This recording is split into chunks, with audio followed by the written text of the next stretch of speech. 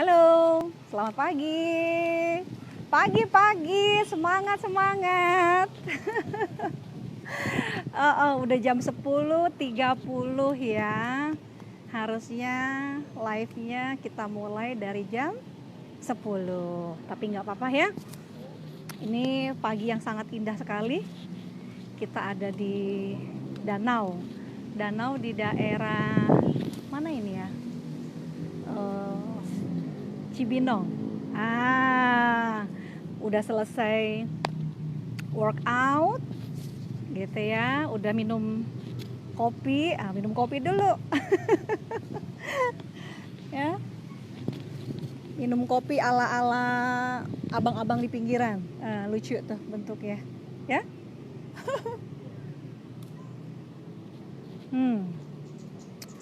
Oke. Hari ini taruh dulu ya. Halo. Hari ini Sabtu, setiap Sabtu jam 10 pagi bisa belajar bareng Melani di Ayo BBL. Oke, seperti janji saya, kita mau bahas tentang bisnis plan. Usaha apa yang pas?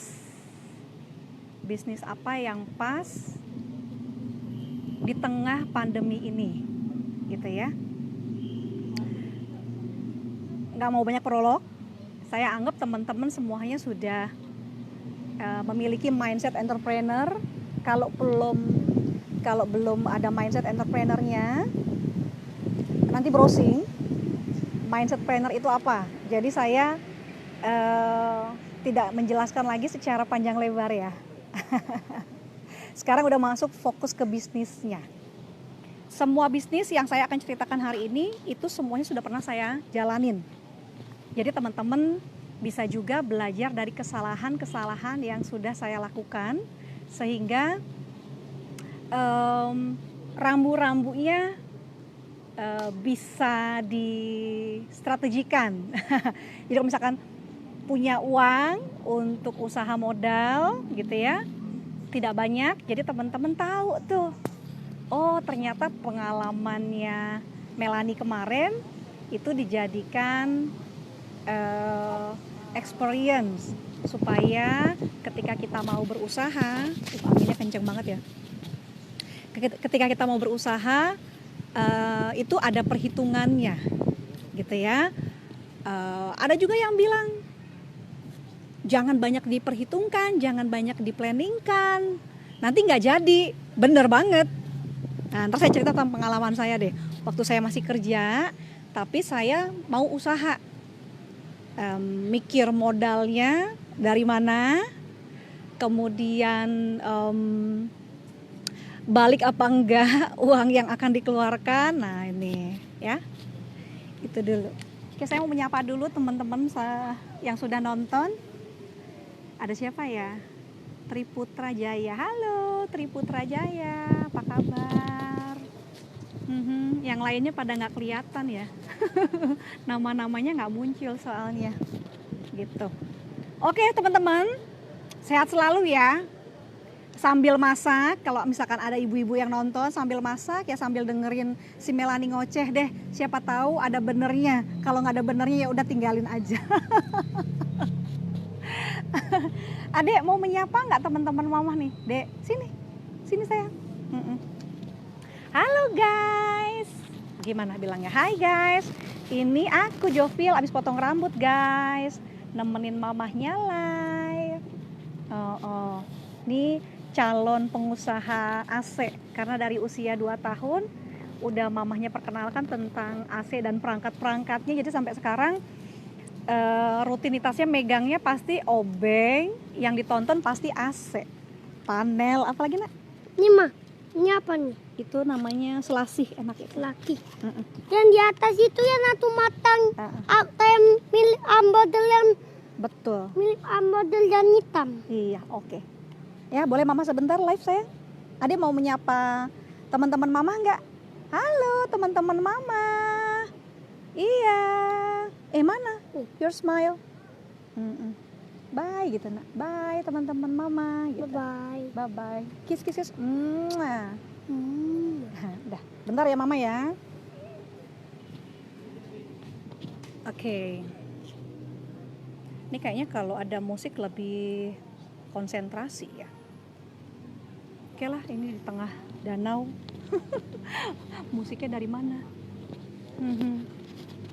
Oke. Ready? Siap? Mau dengar cerita tentang bisnis yang pernah saya jalanin? Siapa tahu bisa menginspirasi ya.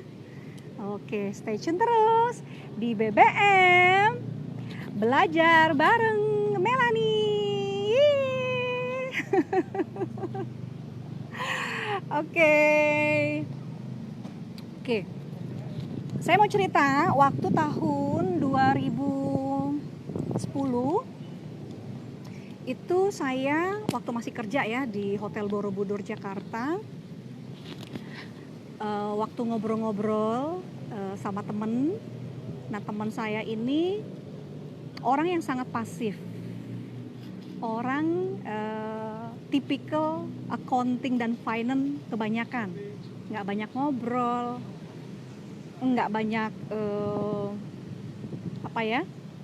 tidak banyak sesuatu yang bisa dia lakukan, karena memang kalau accounting finance itu rutinitasnya pasti sesuatu yang sifatnya rutin gitu ya, kemudian harus tepat waktu, teliti dan segala macamnya. Nah, ketika kami ya ngobrol, Emi Noverista, halo Mbak Emi. Ada Mas Malik Ono, ada Mas Jope dan lain-lain. Oke, saya lanjut ya. Jadi ketika kami ngobrol, dia bilang, Mbak, saya udah punya usaha. Usaha apa? Usaha jualan teh poci. Oh, itu kamu franchise atau bagaimana? Franchise, Mbak. Biayanya cuma sekitar 3,5 juta. Nah, itu tahun 2010. Gitu ya. Dia ceritalah panjang lebar tentang teh poci, kemudian profit keuntungannya bagaimana. Kemudian saya tanya juga tentang prosesnya bagaimana. Gitu loh, bagaimana cara mekanisme kamu untuk kamu menghitung biaya sewa, kemudian biaya karyawan. Bagaimana kalau karyawan itu cheating, ya, mengambil uang profitnya? Bagaimana kamu tahu? Gitu. Nah, ketika sudah bertukar pikiran, kemudian dia menceritakan prosesnya, timbul di benak saya juga harus punya peluang usaha. Gitu. Kebetulan waktu itu ada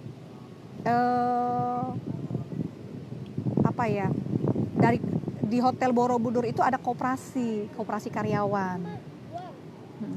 Koperasi karyawan kita boleh pinjem gitu loh, kalau nggak salah maksimal tuh sekitar 10 jutaan. Nah, waktu itu bayangan saya tabungan ada gitu ya, tetapi kalau itu tabungan diambil gitu ya untuk usaha, saya merasa tidak akan ada dorongan untuk bisa menyelesaikan atau memenuhi kembali isi tabungan itu.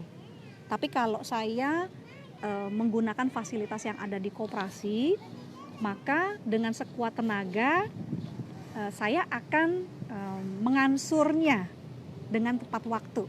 Nah, itu pemikiran saya waktu itu seperti itu.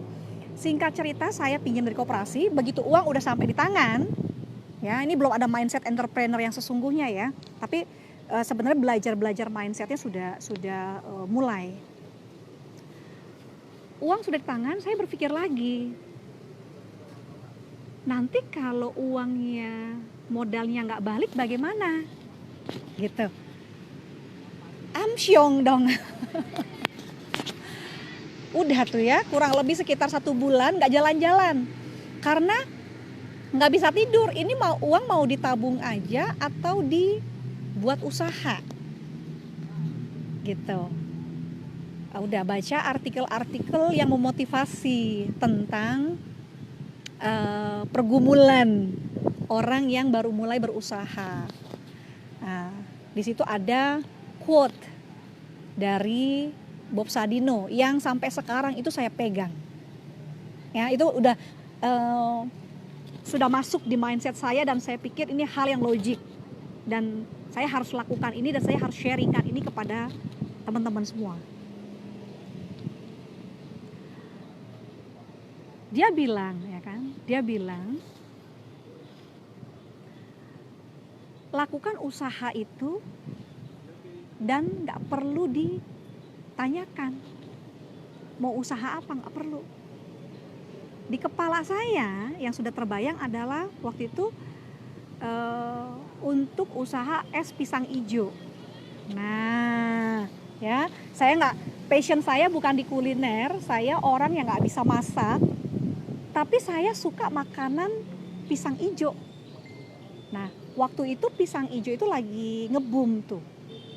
Gitu ya, makanan khas Makassar. Akhirnya saya ngobrol sama salah satu chef yang ada di hotel. Chef, boleh nggak kasih resep? Nah, saya punya kepikiran mau usaha nih. Gitu. Nah, chefnya lama tuh, tahu sendiri kalau chef kan pasti ilmunya mahal ya. Lagi-lagi kita kan selalu hubungan baik. Jadi kalau kita mau berteman sama orang itu jangan apa ada maunya. Ya, tapi berteman saja dengan tulus. Ketika nanti suatu ketika kita sharing atau meminta pertolongan, mereka akan dengan sangat sukacita nolong kita. Nah, itu yang saya lakukan dari dulu tuh, senang berhubungan baik sama siapa saja gitu ya. Sehingga ketika saya minta bantuan ya si chefnya kasih saya resep. Namun karena lama sekali ya chefnya memberikan saya jawaban, saya coba browsing es pisang ijo. Nah, kebetulan ada di Bambu Apus, daerah Bambu Apus, Jakarta Timur. Saya coba ke sana, kemudian bertemu dengan salah satu produsennya, ya. Nah, saya cobain, oke. Dan sampelnya saya coba bawa ke hotel, ke chef waktu itu, untuk dia cobain juga. Nah, dari situ chefnya bisa bukan membandingkan, tetapi dia mencoba untuk berarti pisang ijo itu yang khas Makassar itu seperti ini ya, gitu. Karena kan dia sirupnya harus sirup framboisan, jadi ada jenis sirupnya yang berbeda dengan sirup yang lain, bukan koko pandan ya. Nah, itu. Sudah singkat cerita, sebelum chef ini memberikan saya resep, saya ambil produk dari si mbak ini. Ambil produk, beli beberapa paket pisang ijo gitu ya, berikut dengan kondimen-kondimennya. Nah, kemudian saya jual tuh. Tapi sebelumnya saya sudah mapping dulu ya. Saya sudah mapping dulu di mana usaha yang saya mau jalankan, siapa orangnya, berapa biaya sewanya, ngegajinya berapa, itu sudah ada perhitungannya. Kemudian BEP-nya ya, untuk break even point-nya itu kita mau sampai berapa lama untuk balik modal, sehingga kita akan menentukan target dari penjualan kita setiap bulannya harus mencapai berapa. Nah, saya sudah sampai di pemikiran itu, gitu ceritanya. Singkat cerita, akhirnya saya mengolah sendiri. Saya bareng sama suami gitu ya, sama bapaknya, kita racik sendiri gitu loh. Saya bukan orang yang punya tangan kuliner, bukan. Tapi saya mau mencoba karena memang waktu kurang lebih di hotel itu saya minta ditrainingkan ke kitchen selama 3 bulan gitu, sehingga internal proses yang ada di kitchen itu dari mulai barang masuk gitu ya, di reserving, diterima, kemudian di storing, kemudian masuk ke bagian, kalau di kitchen itu ada beberapa bagian kan ya, ada bagian yang memang chopping commissary, terus ada bagian yang choppingnya itu untuk lauk lagi apa, daging, ayam dan segala macam, sampai pastry dan bakery-nya, dan main kitchen-nya untuk yang main course-nya gitu. Nah jadi saya memang berusaha setiap tahun itu mendapatkan skill baru, apa yang ingin saya latih gitu, apa yang ingin saya ketahui gitu.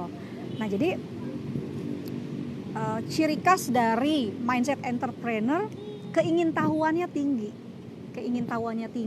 dan dia berani untuk mencoba hal-hal yang baru.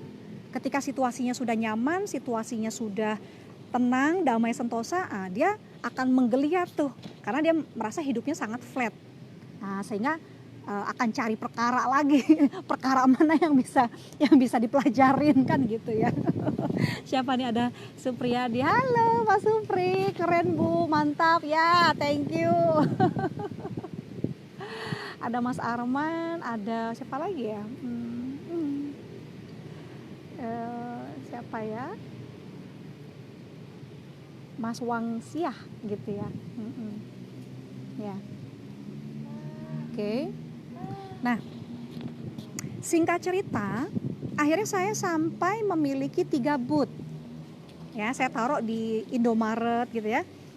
Saya datengin Indomaret, ini lapaknya disewakan nggak? Oh, disewakan. Waktu itu harga lapaknya sekitar 500.000 ya. Ada yang tanya nih, si Mas Edi, BBM apa? Ya, BBM bukan bensin. BBM itu belajar bareng Melani. Cuman slogan aja sih gitu. Oke. Oh, ini sini sayang. Ini anak aku yang nomor 2. Halo. Ini calon entrepreneur juga, dia pengen punya restoran katanya. Pengen punya apa? Nggak tahu. Oke. Sampai akhirnya ya. Wah. Halo Kak Mahdalena Pangaribuan, thank you. Sehat Kak ya. Sampai akhirnya dari 3 booth yang ada, hanya dalam kurun waktu sekitar 6 bulan itu saya bisa mendapatkan profit DP mobil bekas waktu itu ya. Jadi karena saya kerja, bapaknya kerja, kemudian usaha ini uang yang masuknya saya pisah. Begitu saya pisah, dapat deh tuh gitu loh ceritanya. Kenapa saya nggak putar dulu lagi uang profitnya, karena waktu itu saya dari Hotel Borobudur saya di-assign untuk opening hotel yang ada di Cipanas, sehingga perjalanannya bolak-balik tuh dari Depok ke Cipanas. Saya menggunakan motor waktu itu. Nah, bapaknya worry banget. Perjalanan bolak-balik tuh sekitar 5-6 jam ya, setiap hari, bahkan Sabtu masuk. Jadi memang ada perjuangan yang harus dilakukan gitu ya. Ini fisik mesti kuat. Waktu itu sudah punya anak 2. Jadi kalau ada sampai hari ini ada anak-anak muda, ada bapak-bapak, atau ada orang yang masih punya 2 tangan, 2 kaki, tapi nggak punya semangat kerja, nggak punya semangat hidup, ya. Saya cuma bilang, kamu banyak ini deh, banyak turun ke bawah, jalan-jalan di pinggiran jalan gitu ya. Kemudian kalau perlu masuk ke kampung-kampung, kamu akan berpikir betapa beruntungnya kamu, ya, masih bisa melakukan sesuatu, tetapi hanya semangatnya saja yang patah. Nah, semangat itu yang harus bisa dibentuk. Makanya lagi-lagi saya bilang, yang namanya mindset entrepreneur itu bukan tentang bagaimana kamu memiliki usahanya, tetapi persiapkan dulu bahwa segala sesuatu atau kalau kita bilang tuh mental ya, harus berani mental gitu. Karena kalau orang berusaha itu sama seperti orang bekerja, pasti politiknya ada, pasti ada yang suka, ada yang enggaknya tuh pasti ada gitu. Jadi siapkan dulu mentalnya. Balik lagi intangible. Putri lo ketinggalan. Tapi gue ketinggalan juga sih, gue udah agak lewat sih Put. It's okay, baru mulai kok Put. Udah masak belum? Gitu ya. Jadi intangible, perbaiki dulu mentalnya, perbaiki dulu mindsetnya, mantapkan hati, baru kita bicara tentang entrepreneur yang sesungguhnya. Gitu dia. Baru kita pikirkan, oh oke, kita mau usaha. Gitu dia. Baru banget. Ya, itu sekilas ketika saya kondisi masih bekerja di Hotel Borobudur, tetapi saya sudah memiliki usaha es pisang ijo dengan 3 booth. Artinya kondisi sekarang ketika teman-teman masih bekerja, ya, jangan pernah berpikir nyaman dengan satu lubang. Harus cari lubang yang lain supaya jam terbangnya. Jadi kalau bicara tentang mindset entrepreneur itu bicara tentang bicara tentang intangible. Tangible dan intangible. Intangible tuh yang nggak kelihatan ya, segala sesuatu yang nggak kelihatan, misalnya semangat, emosi, kemudian daya juang, integritas, kemudian komitmen, ya, komitmen untuk berdarah-darah di depan, ya, bersakit-sakit dulu di depan, capek-capek dulu di depan, baru begitu orang udah kenal produk kita itu like a money system, ya. Kayak sekarang itu saya udah nggak lagi terlalu banyak iklan-iklan, paling iklan cuma sekedarnya, gitu. Karena sudah ada jaringan, sudah ada pelanggan-pelanggan tetap, gitu. Jadi pelanggan tetap itu yang untuk kondisi sekarang saya maintain. Tapi begitu saya mau meningkatkan revenue saya atau revenue saya agak menurun, biasanya saya akan main lagi di iklan, gitu. Jadi saya sudah melakukan usaha ini dari tahun 2017, gitu ya. Sekarang sudah tinggal menikmati saja. Jadi kalau teman-teman bilang capek, gitu ya, nggak ada semangat, gitu. Ya pertanyaannya mau berjuang apa enggak? Ya enggak, mau meratapi nasib ya enggak akan kelar-kelar nasibnya, gitu. Oke. Halo, ada Ji, apa kabar? Ada Mas Anto, ada Mary. Hai Mary, aduh, ditonton sama pejabat, malu aku. Sehat ya Mer? Oke, sekarang teman-teman harus tahu, kalau teman-teman bertanya ke dalam diri, saya mau usaha itu tujuannya apa? Apa mimpi yang ingin teman-teman bangun? Itu dulu di setting. Kalau ada orang yang ini pengalaman saya, setiap saya tanya orang, hey, mimpi kamu apa? Jawabannya lama sekali. Nah, apalagi kalau teman-teman para pekerja ya. Artinya mimpinya apa? Dia udah nggak bisa menjelaskan dengan sukacita dan semangat, karena di kepalanya sudah banyak rutinitas yang dilakukan. Rutinitas, kemudian waktunya, pikirannya, semangatnya itu sudah habis untuk perusahaan orang lain. Dia lupa bahwa dia punya mimpi besar yang harus dia miliki. Apakah mimpi itu akan menjadikanmu atau memicu semangatmu kembali, atau sekedar hanya mencari waktu luang, ya. Masing-masing orang berbeda-beda untuk bisa melihat goal di dalam hidupnya. Tetapi yang harus disetting di awal sebelum mau berusaha adalah bangun mimpinya dulu. Kalau nggak punya mimpi, cari mimpi atau rekayasa mimpimu seperti apa. Begitu direkayasa, masukkan ke dalam alam bawah sadarmu, itu menjadi tujuan. Ya, agak sangat sulit membangun mimpi ketika kehidupan sudah nyaman, uang sudah banyak, bahkan dia bingung uangnya mau diapain. Saya sempat mengalami hal itu soalnya.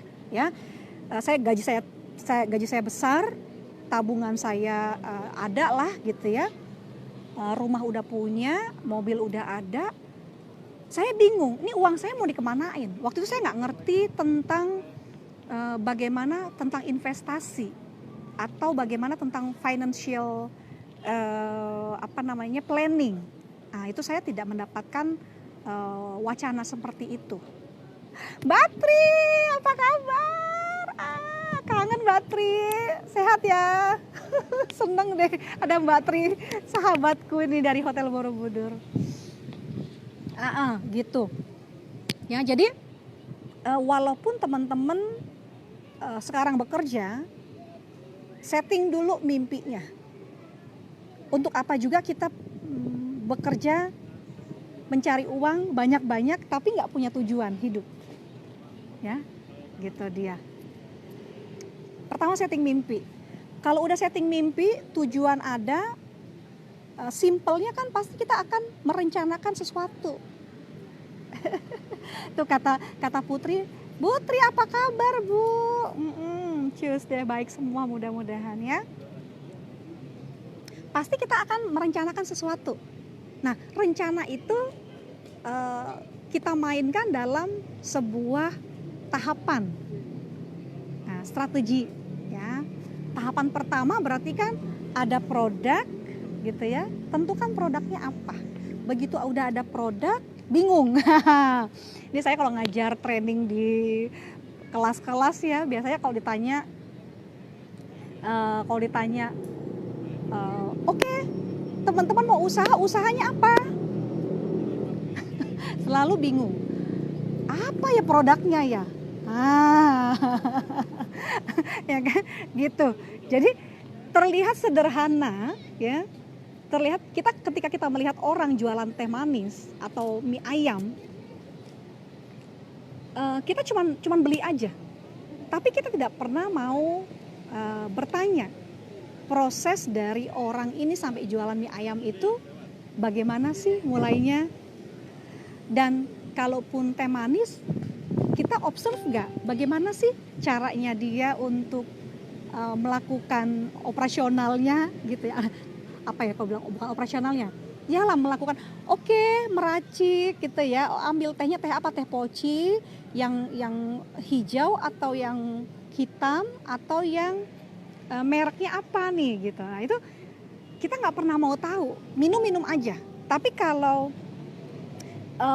kita sedang memapping produk-produk, ketika dimanapun kita berada, kita akan selalu cari tahu di sekitar kita itu apa produk-produk yang ada gitu. Makanya kalau misalkan teman-teman tahu nih orang-orang yang pengusaha gitu ya, dia pasti matanya tuh jelalatan gitu ya, ngegandeng suami atau ngegandeng istri tapi matanya jelalatan ke kanan ke kiri, observasi, lihat toko itu rame-rame kenapa ya.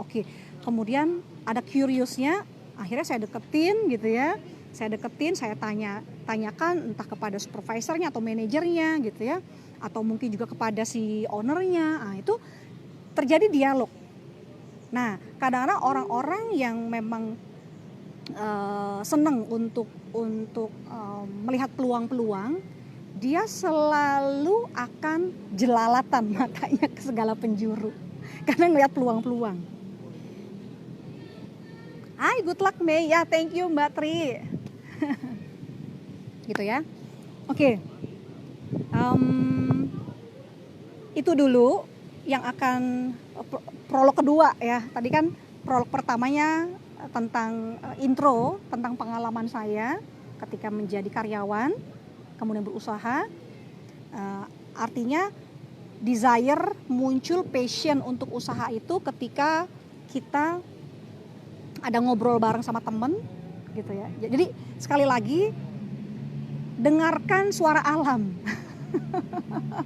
Jadi yang saya lakukan hari ini, saya coba tebar-tebar saja, siapa tahu ada teman-teman yang sedang hatinya lagi nggak semangat, ya, lagi butuh inspirasi, saya tebar-tebar aja.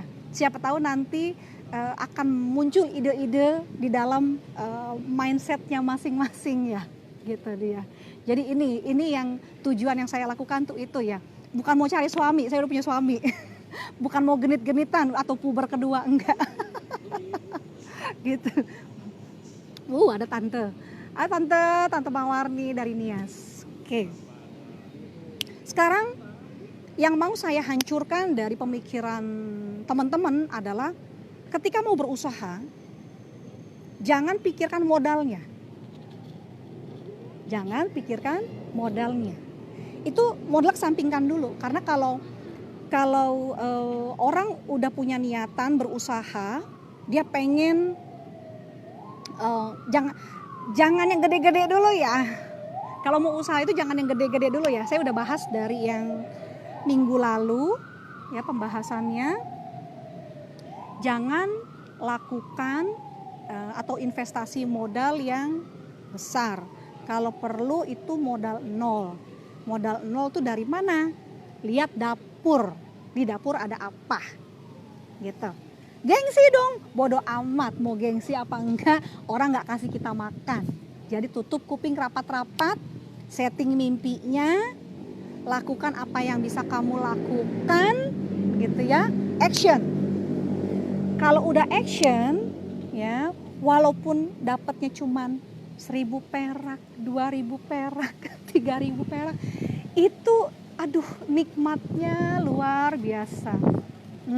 Beda kalau kita kerja di kantoran dapat tiap bulan ya, habisnya juga cepet. Tapi kalau kita berusaha sendiri walaupun dapatnya kecil-kecil, itu akan kita simpen sedemikian rupa. Karena itu adalah keringat kita, jerih payah kita, ya, pemikiran kita. Bahkan nggak bisa tidur tuh karena posting-posting terus tuh di FB. Gitu. Thank you tante juga cantik.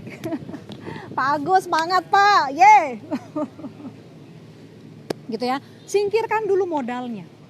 Sekarang yang teman-teman harus lakukan adalah bikin bisnis plan-nya. Bikin rencana usahanya apa, simple, nggak usah ribet-ribet, nggak usah apa ya, yang muluk-muluk, nggak.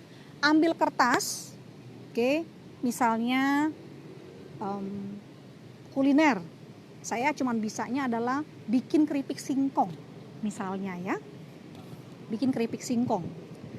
Oke, berarti yang saya butuhkan adalah ya bahan baku. Oke, berarti kalau bahan baku, saya harus dapatkan bahan baku yang berkualitas bagus dan murah. Di mana? Akhirnya kita bisa belusukan tuh ke pasar-pasar, ya. Gengsi Bu, bodoh amat, 2 kali tuh gue ngomong bodoh amat. Ya, mau levelnya dulu jadi GM kayak, direktur kayak, manajer kayak, ya, atau dulu kehidupannya mobilnya 5 kayak, bodoh amat, ya. Sekarang kita pikirin bukan yang dulu, tapi yang sekarang bisa kita lakukan itu apa? Ya, kalau hanya bisanya goreng keripik singkong, itu goreng aja dulu, nggak usah pikirin gengsi. Ya, kita nggak makan gengsi, kita makan nasi. Butuh anak-anak, ya, istri, pasangan yang perlu dikasih makan. Jadi itu dulu. Ya, kalau sudah bangun mimpi, mentalnya sudah dibangun, tujuannya ada nih di kepala nih. Ya, orang mau menghalangi atau hambatannya yang akan terjadi seperti apa tuh akan kita dobrak tuh. Ya, saya nggak peduli. Dulu suami saya nggak setuju saya usaha atau segala macam, tapi bodoh amat. Gitu. Jadi sekali lagi intangible yang kita hanya miliki dalam berusaha itu yang harus terus dijaga adalah semangatnya. Semangat. Kalau orang udah patah semangatnya, kamu punya uang banyak juga nggak akan bisa usaha, percaya, gitu. Tapi kalau dia punya semangat, ya, semangat itu bisa timbul karena kita punya tujuan. Lakukan tujuan itu bukan hanya untuk diri pribadi. Biasanya cenderung orang akan bersemangat meraih tujuannya ketika itu ada value-nya untuk orang lain. Nah, kalau value-nya hanya untuk diri pribadi, itu nggak akan kekejar. Tapi kalau saya punya mimpi bahwa saya akan menghidupi orang tua saya secara layak misalnya ya, atau saya ingin membahagiakan mama saya ya, misalnya apakah membelikan dia sesuatu, kemudian kita mau anak-anakku bingung, kenapa sayang? Kesana dulu aja, mama belum selesai. Iya, gitu ya.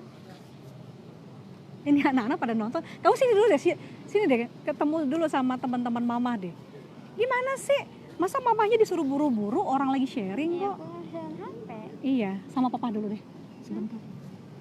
Udah, sana. Gitu ya. Jadi itu akan lebih mendorong kita memiliki semangat. Lakukan itu untuk orang lain. Yang saya lakukan ini adalah untuk orang lain. Jadi saya semangat setiap Sabtu. Kalau untuk diri saya pribadi, hanya untuk menyetor wajah saya supaya banyak yang nge-add Facebook saya, itu saya nggak mungkin punya semangat, gitu. Tetapi saya mau berbagi kepada orang lain, pengalaman saya kepada orang lain, gitu ya. Halo deh. Ya, oke. Yahowu. Ya, kalau orang Nias tuh bilang salam itu Yahowu. Ya, kalau orang Batak Oras. Ada dangdutan lagi. Seru nih. Modal pinggirin dulu. Ya, kalau udah disetting, bikin rencana kerja, oke, bahan baku sudah. Kemudian mau kemasannya seperti apa? Oh, kemasannya untuk yang supaya harganya naik agak lumayan mahal gitu ya. Tergantung segmentasinya mau yang middle apa yang mau low gitu ya. Kalau dia yang middle, sayang lagi live ya, sebentar ya.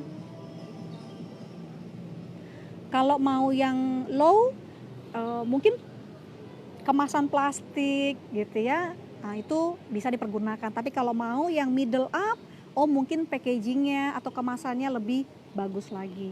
Nah, itu untuk produk-produk yang olahan rumahan, gitu dia. Oke. Nah, pertanyaannya sekarang, Mei, gue nggak punya modal.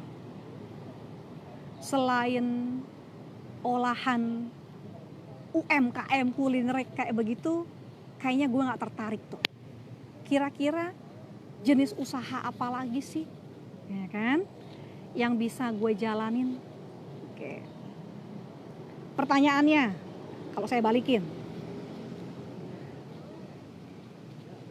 punya modal misalnya ya, punya modal antara 0 sampai 10 juta, ya, 0 sampai 10 juta. Pasti orang berharap dia tidak akan mengeluarkan uang, jadi mulai dari nolnya. Oke. Pertanyaan saya adalah, kamu mau sebagai orang yang aktif di bisnis atau orang yang pasif di bisnis? Nah, ya, jadi harus tahu dulu maunya apa. Jadi jangan mau enaknya, nggak mau usaha tapi nggak mau modal. Ya, nih ke danau aja tuh nyebur.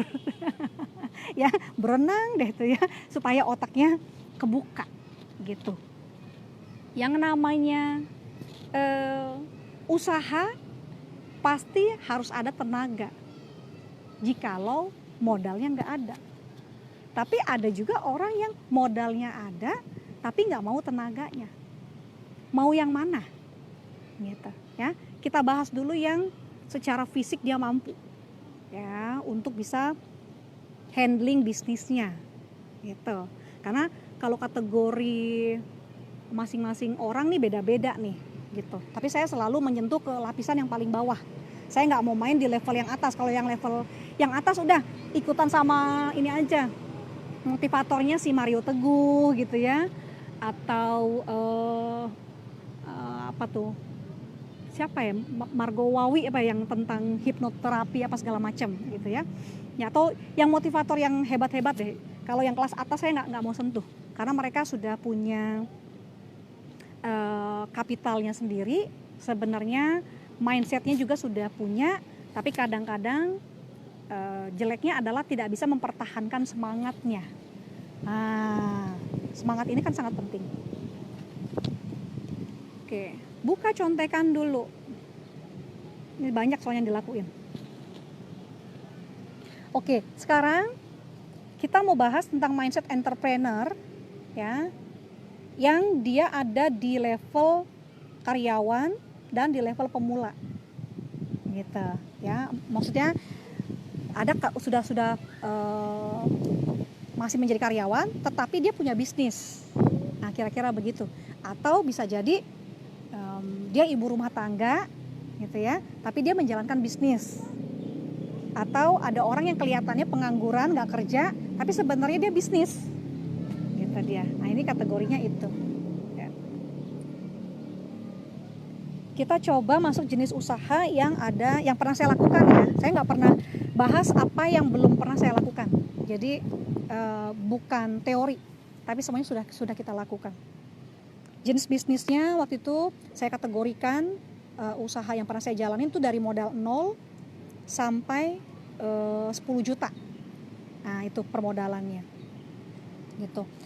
Ketika saya modal 0 itu terjadi pada tahun 2017 ya.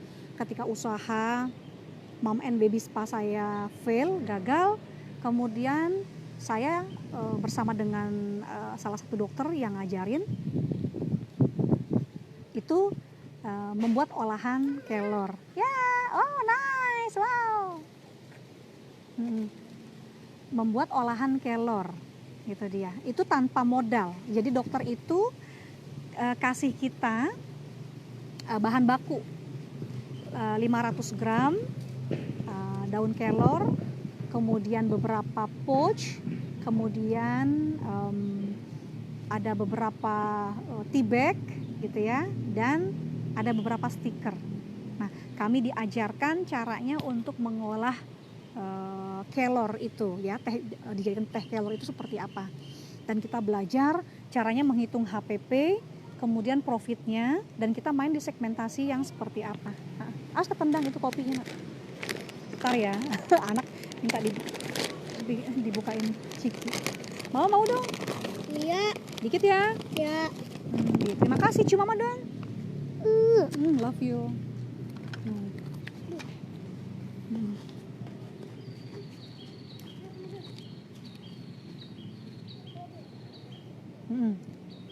Gitu ya. Nah, jadi itu kita rekrut teman-teman berkelompok, kemudian kita belajar bersama. Itu yang sampai sekarang saya teruskan. Jadi kalau ada hal baik yang saya dapatkan di dalam kehidupan saya, kemudian itu bisa membuat orang lain maju, saya akan keluarkan modal itu untuk orang lain juga. Halo kakak, apa kabar? Kak Nurain Sri Kandi. Nah, ini satu kelompok dulu nih, gitu ya. Waktu kita diajarin oleh dokter juga, gitu. Jadi sampai sekarang saya lakukan itu. Bahkan saya mapping beberapa, kadang cuman yang harus kita kenal ya. Kadang kalau kita belum kenal juga, kita mau kasih permodalan juga agak sangat riskan, gitu. Karena balik lagi, ketika saya dan komunitas saya memberikan permodalan kepada orang-orang yang sangat membutuhkan, itu biasanya kita akan mapping dulu di kehidupan keluarganya. Nah, kemudian kita bangun dulu mimpinya dia, kemudian kita berikan dulu semangat ya untuk usaha. Ketika dia menemukan tujuannya apa, nah itu akan sangat mudah untuk kita memberikan akses permodalan kepada dia. Tapi itu nanti deh saya nggak mau cerita itu ya. Oke. Jadi bermula dari rumahan. Kemudian akhirnya berkembang. Sempat saya mencoba juga bisnis. Ya tadi pisang hijau sudah, ya itu rumahan tuh. Kelor sudah. Nah, waktu kehidupan saya di titik terlemah, ya di tahun 2016, ya gitu dia. 2016 itu anak-anak saya pun saya ajarkan caranya untuk mencari uang jajan. Nah, ketika di rumah saya minta mereka, oke nak, kamu kan suka beli botol-botol K-pop ya, artis Korea. Kemudian dia suka karena apa? Gambar stikernya dia suka. Akhirnya saya kasih masukan, nak mau nggak nak kamu bikin botol dengan jenis yang sama yang kamu beli di mall, yang harganya itu 15.000, kita bikin kemudian kita jual di teman-teman kamu di sekolah untuk jadi uang jajan kamu, gitu. Oh, anak semangat tuh, mau mah katanya. Akhirnya coba kamu ambil gambar-gambar K-pop gitu ya, yang sedang tren atau menjadi idola, kamu setting di laptop. Nanti kita ke percetakan untuk dibuatkan stikernya. Nah itu akhirnya saya ajak anak saya mengikuti proses itu semua supaya dia paham, nah gitu ya, bahwa mencari uang untuk sesuap dia makan nasi itu kalau mamanya nggak ada dia bisa lakukan. Nah itu yang nilai-nilai yang saya ajarkan oleh anak saya dari kecil. Kenapa bisa seperti itu? Karena ilmu kepepet. Jadi saya cuma bilang sama teman-teman, jangan tunggu kepepet dulu baru belajar entrepreneur, ya. Mumpung badan masih sehat, rezeki masih ada, tabungan ada, gitu ya. Kehidupannya belum terlalu banyak hal yang berubah. Belajar deh ya. Mesti cari lobang-lobang yang lain, gitu dia. Halo tante. Halo, ada Mas Aji, teman lama nih, gitu.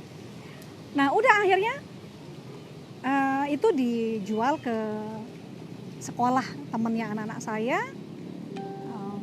HPP-nya itu mungkin sekitar nggak nyampe 2.500 gitu ya.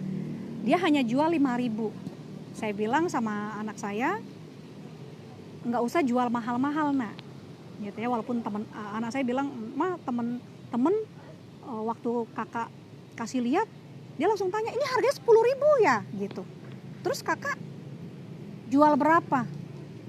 Ya karena dia duluan bilang 10.000 ya kakak jual 10.000 mah bagus. Gitu. Nah dari sekecil itu akhirnya kita ajarkan untuk polanya, untuk dia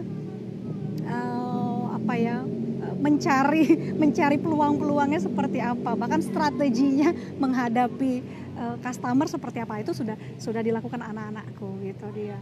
Nah itu akhirnya usaha itu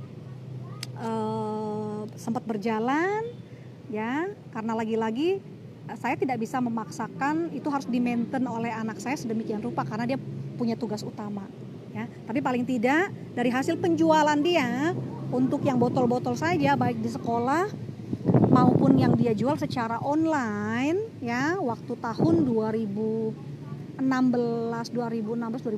ya, antara segitu itu anak saya bisa nabung dan dia beli iPhone bekas dari hasil keringatnya sendiri gitu. Jadi itu yang harus dipancing ya untuk mindset. Kalau anak kecil saja bisa memiliki pola pikir seperti itu ya, bisa kita kasih stimulus. Kenapa kita yang sudah punya mindset manajemen, kemudian sudah punya akses permodalan sendiri karena tabungan ada, kenapa takut? Kadang-kadang di dalam hidup itu kita berusaha itu dengan cara berpikir seperti anak-anak. Itu dia. Jangan berpikir hebat. Oh itu, kemudian botol ya. Aksesoris juga ya, pita-pita ya, itu juga kita jualin tuh waktu itu. Dropshipper, nah sempat kita dropshipper juga ya. Itu. Yang bisa dilakukan untuk 0 permodalan adalah cari produk yang kamu suka di Tokopedia, di Shopee atau di marketplace apapun. Kemudian mapping, ya mapping, kemudian benchmark. Benchmark itu maksudnya di misalnya saya tertarik dengan air purifier, ya yang sekarang sedang ngebum, ya. Oh harganya yang untuk di mobil, nah ini kan menjadi ide bisnis. Yang ada di mobil itu harganya kisaran antara 500.000 sampai 1 juta. Nah itu kita benchmark rata-ratanya dengan kualitas produk-produknya gitu. Nah kita mau jual di antara berapa? Atau kalaupun saya hubungin produsennya, rata-rata yang bisa saya ambil untung berapa? Tapi saya nggak capek gitu. Saya carikan marketnya, kemudian biarkan mereka yang akan mengirim gitu loh. Jadi salah satu cara itu pun bisa dilakukan dengan nol permodalan. Sekali lagi, lakukan dulu pertemanan dengan tulus. Kalau melakukan pertemanan dengan tulus, ketika mereka tahu integritas kita seperti apa, ketika kita bilang kita mau dong jualin gitu ya, itu cenderung kita nggak akan dimintain dulu beli berapa minimalnya, enggak gitu ya. Udah deh Mei, gue dropin dulu ke rumah lo misalnya, ntar kalau udah laku baru deh bayar. Nah itu kadang-kadang yang harus kita lakukan. Bagaimana caranya kita bisa melakukan usaha itu tanpa modal dulu. Kenapa harus dari tanpa modal? Karena kalau tanpa modal itu strateginya banyak yang dilakukan. Tapi kalau kita sudah, gue punya kok uang, nah itu udah keakuannya udah muncul tuh. Gue punya kok uang, gue tinggal lihat nih, apa nih yang bisa gue lakukan. Gue mau franchise yang mana nih gue bisa. Nah, tapi kita tidak dulu dibekali dengan penuh ya semangat mental mindset entrepreneurnya, itu pasti fail gitu. Jadi selalu pikirkan zero modal gitu dia, apa yang bisa dilakukan. Artinya berarti fisikmu akan lelah, fisikmu akan capek di depan. Tetapi ketika fisikmu capek di depan, maka ada proses tahapan-tahapan itu yang kita punya experience-nya. Akhirnya jam terbangnya muncul. Ketika jam terbangnya muncul, semangatnya ada, kebuka wawasannya untuk bisa melihat secara cakrawala yang besar. Ya kalau orang bilang tuh helikopter view-nya jadi lebih luas gitu. Dan kita bisa juga turun ke bawah, main di bawah. Itu artinya kalau main di bawah, kita cari tahu ya, kita observasi gitu. Bahkan untuk melakukan bisnis itu mungkin 2 bulan, 3 bulan, setengah tahun atau setahun kamu yang melakukan semuanya. Setelah itu naik ke atas, lakukan strategi lainnya. Karena kalau terlalu terlena di bawah, nah nanti usahanya nggak berkembang karena terlalu hands on. Jadi semuanya kita yang lakukan, dari mulai ke pasar kita yang beli bahan bakunya gitu ya, kita yang order bahan bakunya untuk didropkan, kita juga yang meracik, kita juga yang ngemasin, kita juga yang packagingin untuk ekspedisi, kita juga yang nulis untuk administrasinya. Nah, itu nanti akan lelah berputar-putar seperti itu. Harus ada timing waktu yang oke, saya bermain di bawah sampai berapa lama. Nah, jadi kan kita bermain target. Nah, berarti di bulan kesekian itu kita harus jatuh. Anginnya kenceng banget. Gitu. Kapan kita naik ke level atas? Begitu naik ke level atas, yang terpikirkan adalah tinggal peluang untuk mencari uang, uang berjalan ya, kalau saya bilang money systemnya. Nah, ntar saya cerita nih money systemnya apa. Tapi sampai sini teman-teman clear ya, gitu ya. Dengan permodalan 0 sampai 10 juta itu yang bisa dilakukan, yang tadi saya ceritakan. Kemudian masalah ikan cupang nih yang lagi ngetren, bukan ngetren sih ya. beberapa bulan yang lalu ikan cupang itu menjadi happening gitu dia ya. Cuman kesini-sini harganya agak drop nih, turun nih, nah, gitu. Karena mungkin orang lihat peluang cupang yang tadinya cupang harganya bisa sampai 150.000 tergantung warnanya, tapi sekarang karena hampir semua orang bermain di cupang, akhirnya yang tadi demandingnya tinggi tapi produsennya sedikit, nah sekarang jadi produsennya banyak, demandingnya nggak banyak, akhirnya harganya turun. Nah, ikan cupang juga, tapi masih bisa dilaksanakan sih itu. Nah, tanaman juga menjadi jenis usaha yang bisa diperhitungkan, ya. Saya mau cerita sedikit, lagi sedikit, entar lama-lama jadi banyak.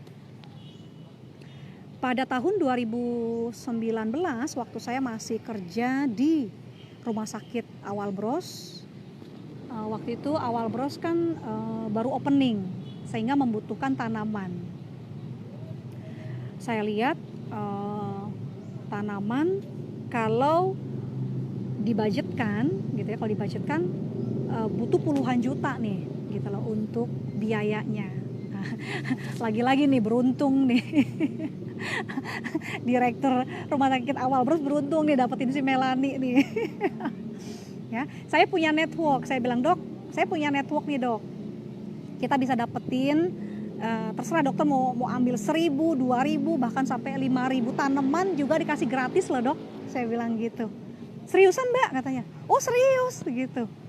Jadi kita nggak keluar budget, Dok, gitu ya. Gitu. Udah tuh, akhirnya saya hubungin network teman-teman.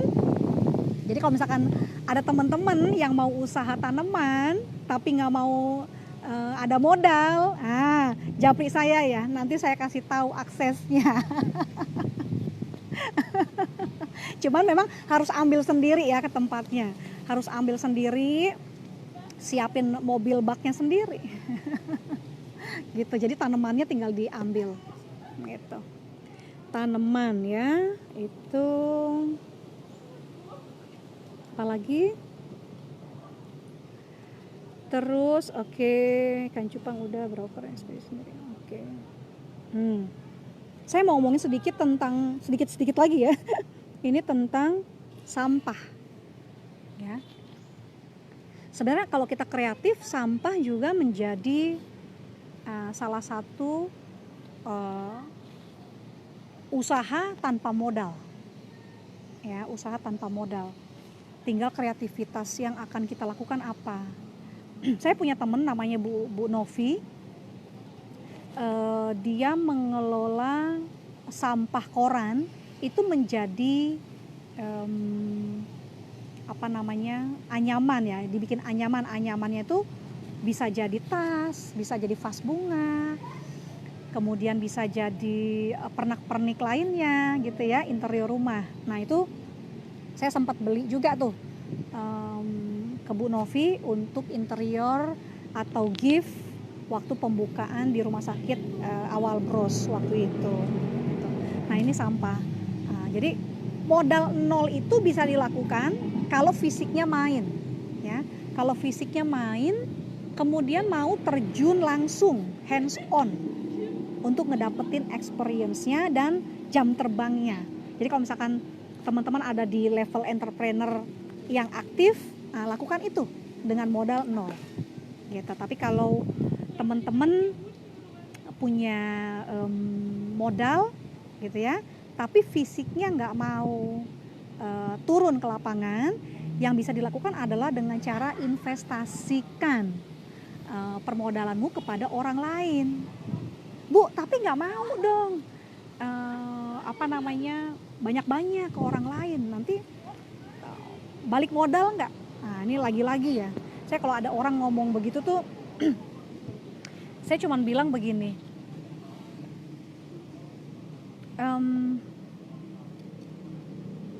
kalau kita masih bernafas di dunia ini, masih lengkap semua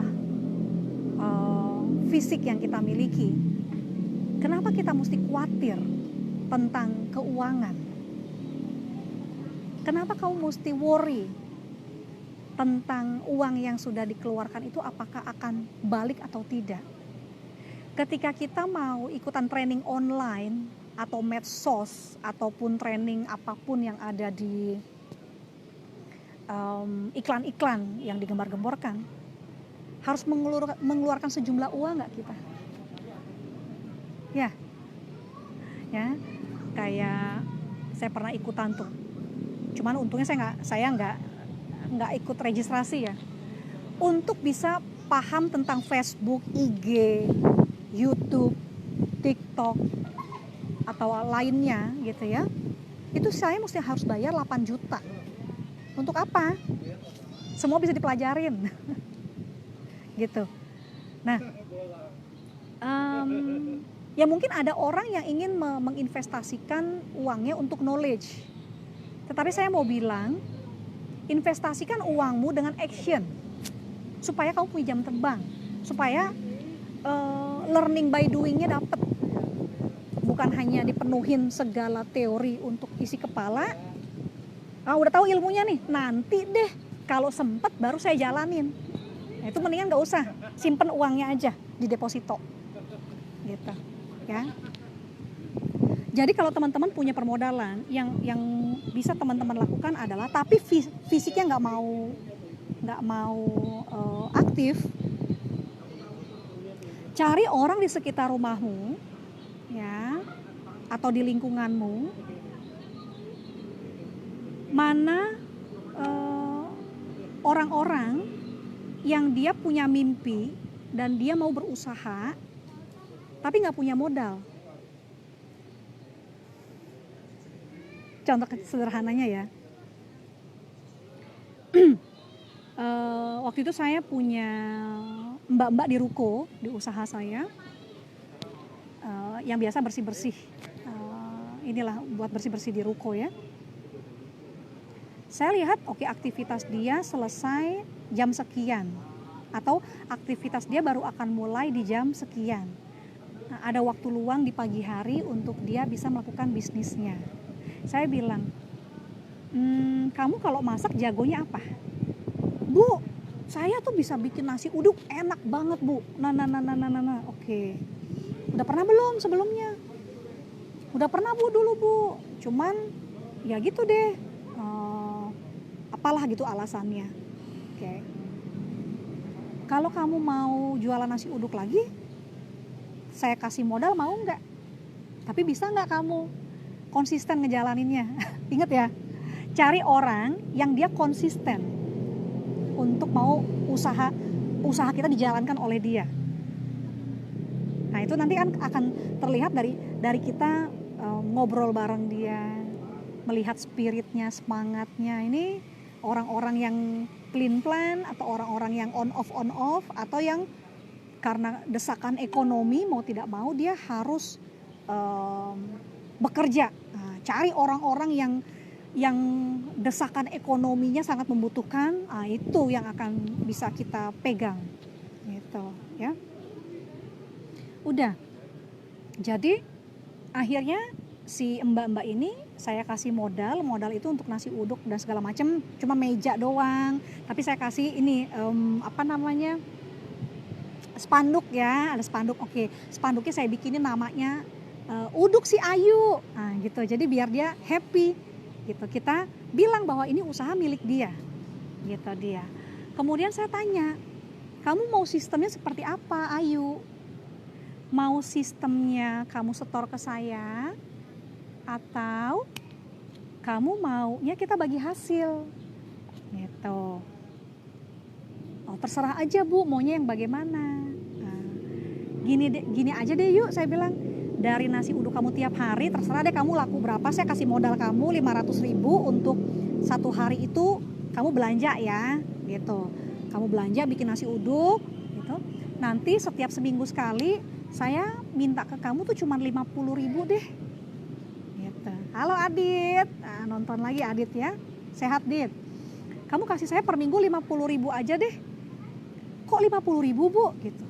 Nggak apa-apa, gitu ya. Nanti kamu dari hasil penjualan nasi uduk itu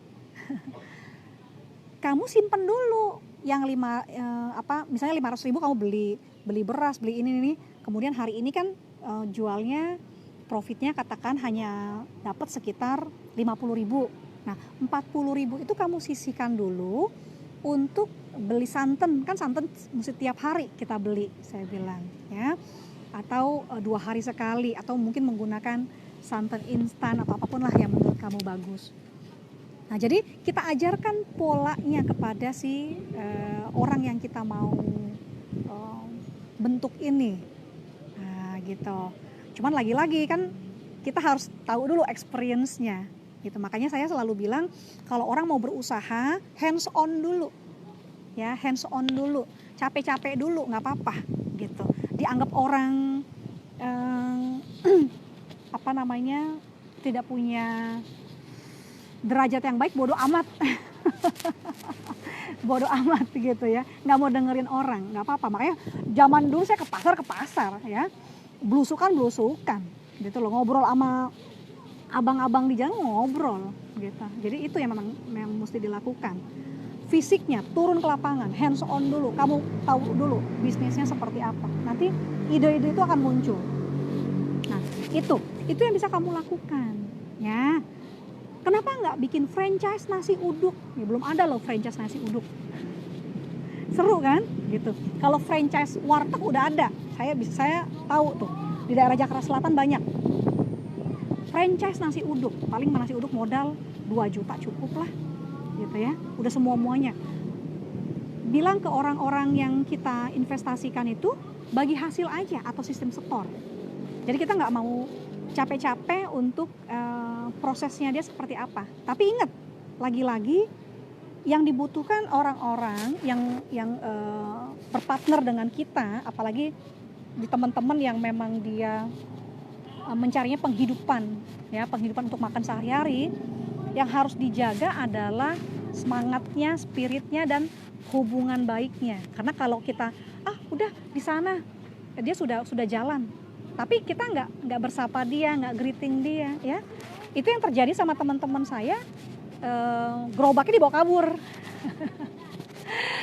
kabur, atau akhirnya dia mengklaim itu usahanya dia karena dia yang capek.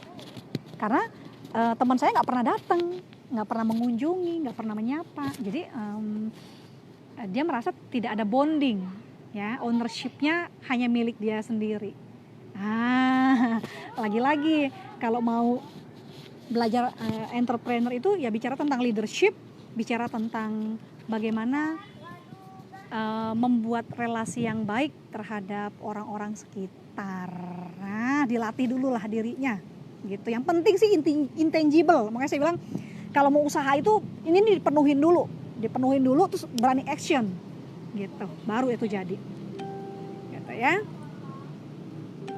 Oke, tadi sudah. Kemudian, Bu, bagaimana nih? Ada yang nanya nih, Bu, bagaimana dengan kita yang bekerja nih, Bu, tapi di front office atau di back office atau di operasional, gitu ya.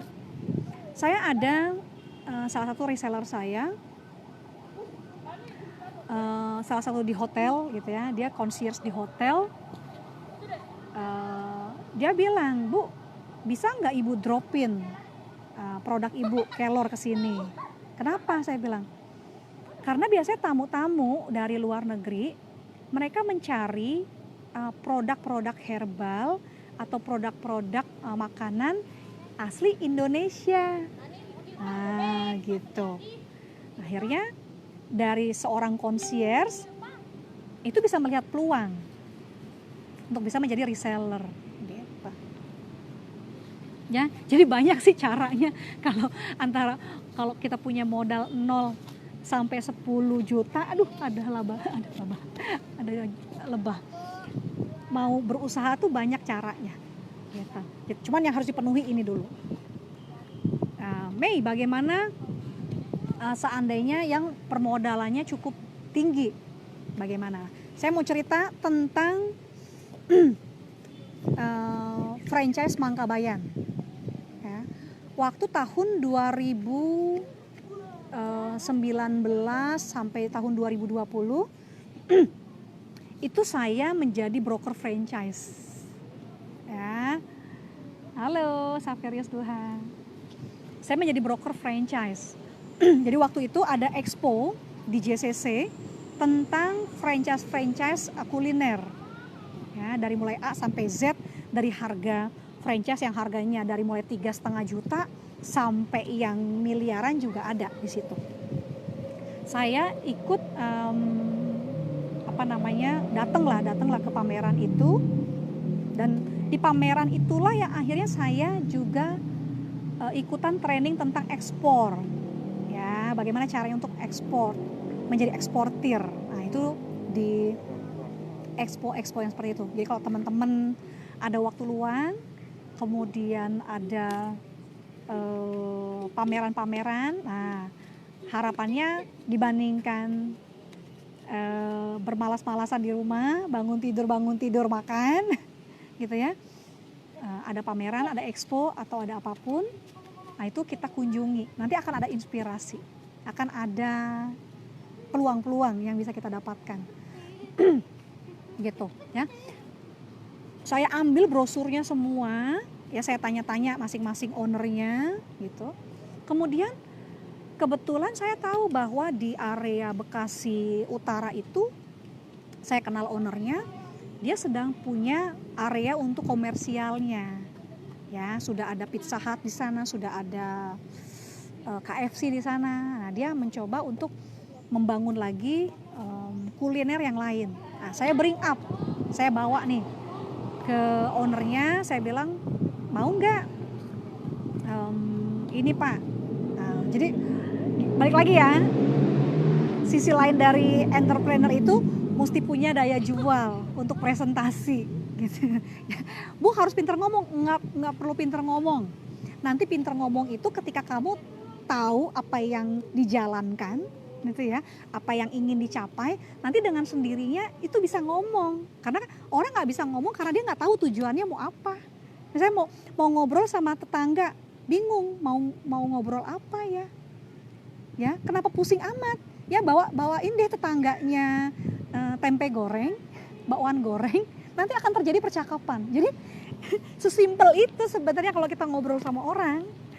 Jangan dipikir rumit ya. Nggak usah takut. Kalau ketemu orang itu mau ngomong apa jangan takut.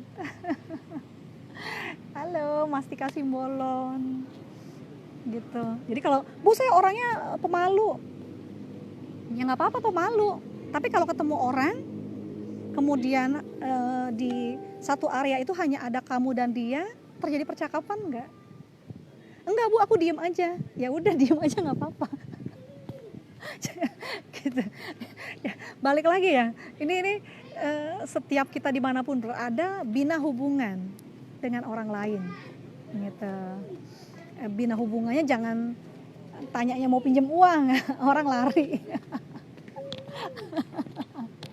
Halo, mau jatuh. Oh gitu ya, gitu. Jadi ada banyak cara sebenarnya yang bisa dilakukan. Nah, akhirnya saya bawa nih si ownernya Mangkabayan. Ya, saya pertemukan dengan owner yang punya properti rumah ini ya, yang si pengusaha rumah ini. Ya, tapi sebelumnya kan saya cari tahu dulu gitu ya. Franchise-nya harganya berapa, kemudian saya dapat fee-nya berapa, gitu ya. Terjadi percakapan itu, akhirnya kita pertemukan. Nah, jadi franchise mediator ya dapat fee, gitu ya. Jadi jangan sedih. Uang itu bertebaran di mana-mana. Tinggal kita mau kreatif atau enggak, fisiknya mau turun ke lapangan apa enggak. Gitu, nggak ada uang jatuh dari langit, nggak ada, gitu ya. Kalaupun dapat suami orang kaya, kamu harus pintar bisnis loh. Ya, kalau kita ke bazar-bazar nih, saya lihat ya, atau nggak usah bazar-bazar. Kan kadang setiap Sabtu tuh suka ada Car Free Day gitu ya. Nah itu saya lihat nih ceritanya, ada mobil Fortuner, ya, dibuka kap belakangnya, itu dijejerin tuh baju-baju tuh. Gitu.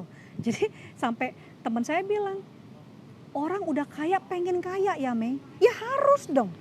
Ya persaingan itu kan bukan cuman kaya dengan kaya atau miskin dengan miskin, miskin ke kaya, kaya ke miskin gitu, itu harus juga punya persaingan. Dan kita nggak boleh bilang dia udah kaya kenapa mesti usaha lagi.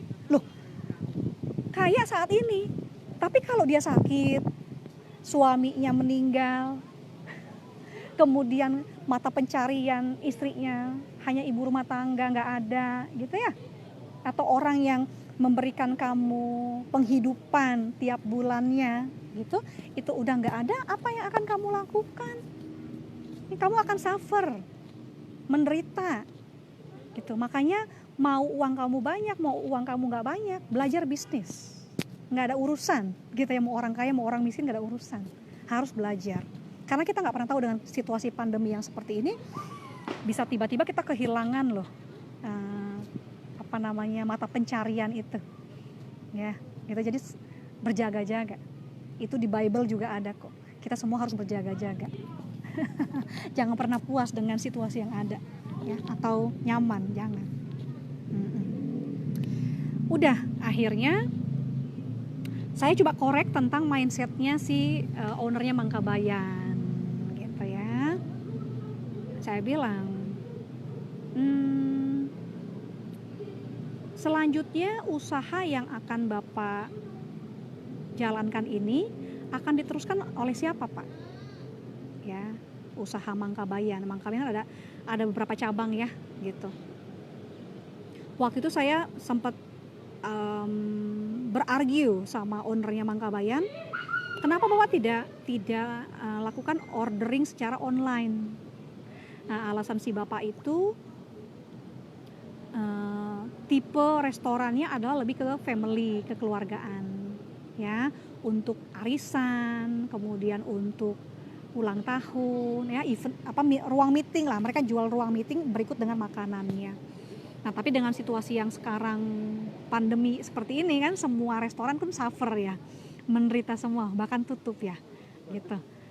Jadi yang saya dengar sudah menjalankan online Mangkabayan ini gitu. Jadi saya tanya, siapa yang akan meneruskan usaha ini? Oh, anak saya yang sudah balik dari Amerika. Dari Amerika atau dari mana lah, jadi sekolahnya dari luar negeri, tapi belum bisa dia gitu. Belum bisa dia memimpin gitu. Nah, ini yang terjadi pada pengusaha-pengusaha yang akan masuk ke usahanya, akan diteruskan ke generasi selanjutnya, adalah tidak mempersiapkan anak-anaknya untuk ada di posisi itu, di posisi penerus gitu ya. Karena mereka hanya berpikir, saya cari uang untuk anak saya supaya mereka bisa kuliah di luar negeri, bisa dapat pendidikan yang bagus, bisa dapat fasilitas yang nyaman, sehingga dia hanya fokus belajar secara akademiknya ya. Saya nggak bilang itu salah, tergantung masing-masing orang tua punya mindset seperti apa. Tapi dari semua pengalaman-pengalaman yang saya sudah alami ya, dengan bersentuhan dengan berbagai owner-owner usaha-usaha yang mereka sudah jalankan, itu selanjutnya mereka tidak menciptakan successor plan-nya, tidak mempersiapkan anak-anaknya mereka untuk matang segera gitu.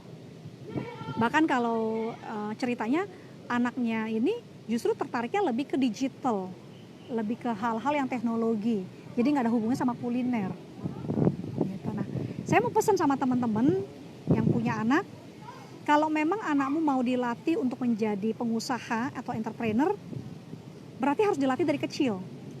Perkenalkan dia untuk hal-hal yang sehari-hari orang menggunakan bahasa usaha. Jadi misalnya, nah, mama hari ini profitnya sekian.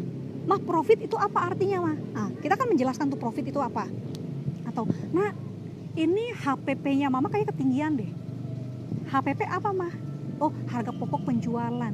Nah, biasakan mereka untuk mengenal bahasa-bahasa yang seperti itu. Kalau kita mau mendidik anak-anak kita atau mempersiapkan anak-anak kita untuk melanjutkan usaha yang sedang kita jalankan.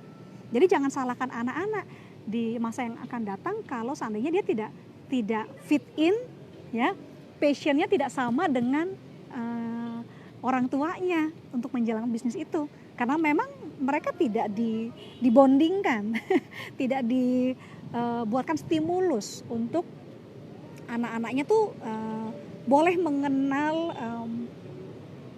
usaha yang dijalankan orang tuanya ini seperti apa, internal prosesnya seperti apa, itu tidak diperkenalkan gitu. Jadi memang akhirnya saya bilang pada diri saya, karena saya punya pengalaman untuk mentrainingkan beberapa lulusan-lulusan dari luar negeri, ya, yang sebenarnya kita punya pendidikan bagus kok di Indonesia, tidak kalah hebat dengan luar negeri ya gitu. Dibandingkan saya harus mengeluarkan uang ratusan juta bahkan miliaran untuk pendidikan di luar sana, lebih baik saya ciptakan sendiri di lingkungan di sekitar saya untuk anak-anak saya gitu ya, untuk mereka mendapatkan pengalaman-pengalaman itu. Nah, jadi balik lagi nih, setiap orang kan punya value hidupnya masing-masing beda-beda ya. Gitu. Jadi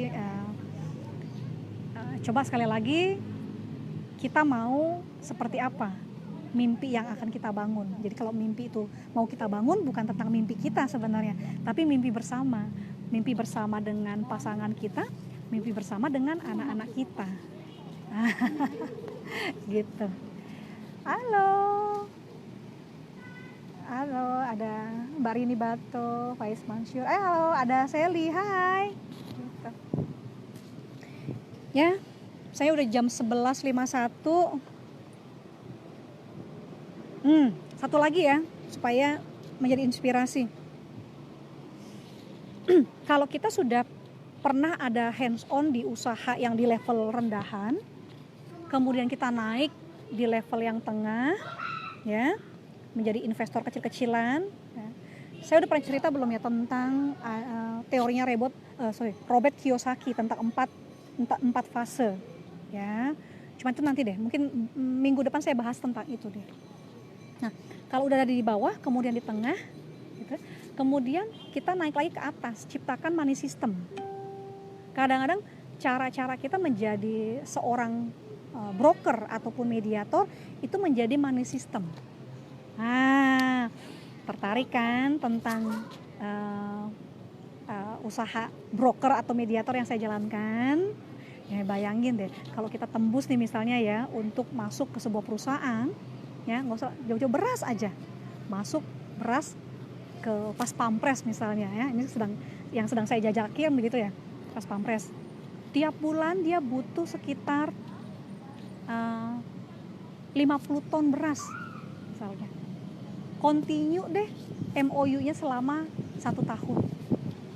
Saya capek di depan, saya tinggal koordinasi antar produsen ya dengan buyer.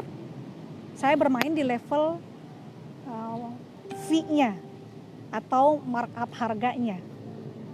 Kira-kira dalam waktu 1 tahun saya kerja lagi nggak? Maksudnya untuk capeknya ya, untuk di bisnis ini ya. Enggak, capeknya cuma di depan.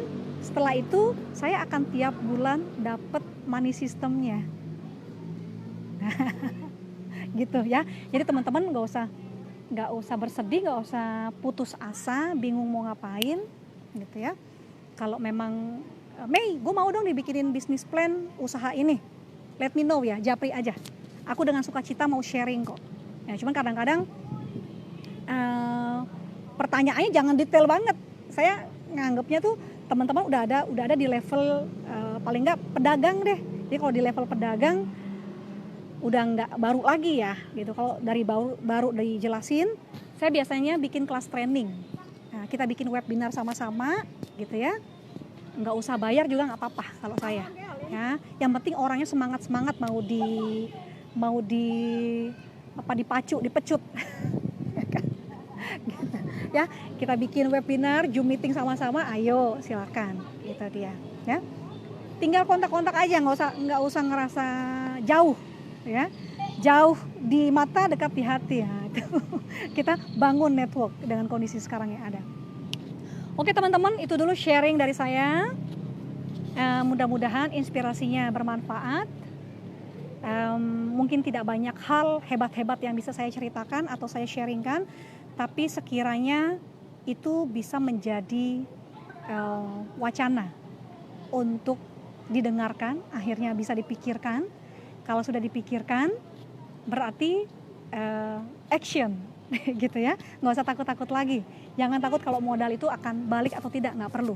Selama kita masih bisa nafas, selama kita masih bisa bekerja dengan dua tangan ini, bisa kita lakukan apapun, ya. Selalu ada rezeki-rezeki yang akan Tuhan berikan kepada kita. Jika saya salah-salah kata, saya dimaafin dong. Gitu. Hal yang baik bisa diimplementasikan, gitu ya. Terima kasih hari ini sudah belajar bareng dengan Melanie. Kita tunggu minggu depan di jam 10 ya di FB Live di Moringa Melanie.